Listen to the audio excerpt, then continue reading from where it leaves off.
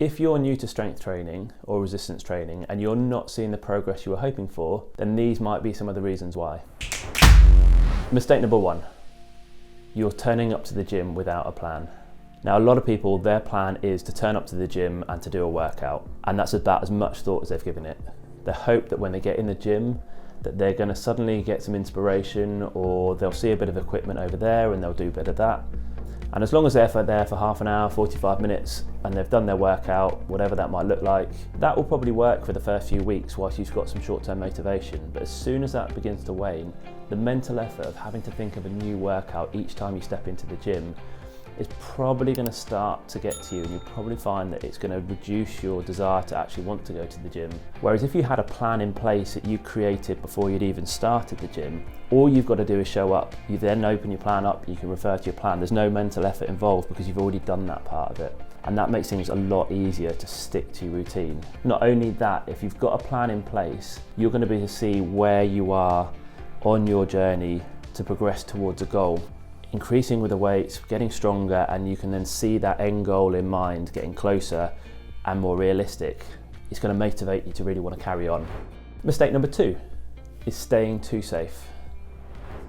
And what I mean by this is if you are trying to build strength, you are going to need to push your muscles to the point of fatigue on the exercises that you've chosen. So for example, if you're doing a squat and you're aiming for 8 squats and you finish your 8th one, and actually you could have done another 5 or 6 quite easily, then you're not going to build strength as a result of the exercise. You're going to need to get to the point where the 8th repetition is the last one you could have managed, or very close to. If you ask yourself at the end, how many more repetitions could I have done, a term we call reps in reserve, the answer should be 0, 1 or 2.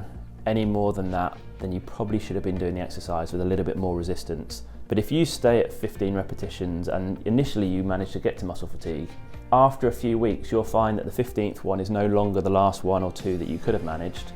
You'll start to feel that you've got more left in the tank and you could have probably done another 5 or 6. And because it's a scary concept of pushing out of your comfort zone again, a lot of people stay there because they feel like they've found something that works for them and they've got a weight they're comfortable using and a workout they're familiar with, and they just stick with that.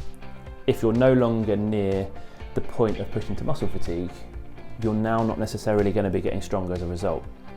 So once we get to a point where an exercise feels easier, we do need to push back out your comfort zone. In order to do that, we need to use a heavier resistance or heavier weight. We need to bear in mind any injuries that you might have or any conditions that are at risk of flaring up. So we don't want to make big leaps out of your comfort zone. It's very gentle steps.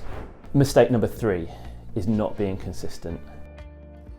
And that's consistency on a couple of levels. So the first one is just the turning up 2 to 3 times each week to work on your workouts. This isn't something you can do once or twice, you suddenly get stronger and then you can put it aside again. In order for a muscle to build strength, you're going to need to do this for about 3 months as a minimum. And ideally this is going to be something that is a lifestyle change and you work into your routine 2 to 3 times a week.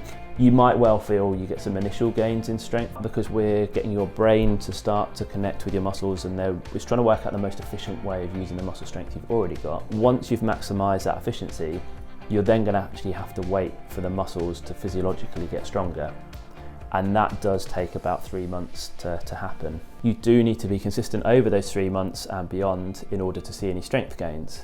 Now, the other element of consistency is a routine that you pick. We want to be doing the same workouts week to week so that you're doing the same exercises to be able to progress.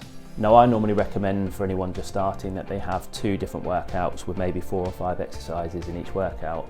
And the exercises are going to stay the same throughout that 3 or 4 months, because a lot of people go into the gym and they like to do on one workout, they'll do 5 or 6 exercises, and another one they'll pick another 5 or 6 exercises. Every time they're completely changing the pattern so that the first lot of exercises aren't repeated again until maybe 2 or 3 weeks time.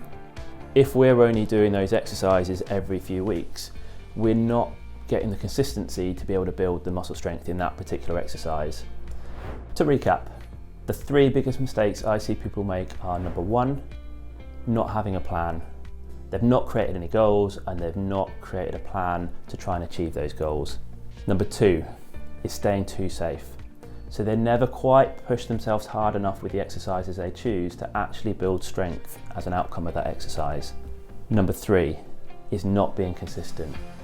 They're not consistently going to the gym for long enough, and they're not sticking with one workout consistently for long enough. They keep chopping and changing the exercises. Combining those 3 mistakes together tends to see people not sticking to their new routine, and they don't keep the desire to keep going back to the gym, or they do continue and they just don't see the results that they were looking for. They don't see themselves getting stronger or feel any stronger than they did before they started. If you're interested in finding out more about how you could start strength training as an older adult, then you're going to be interested in the Never Told to Lift ebook.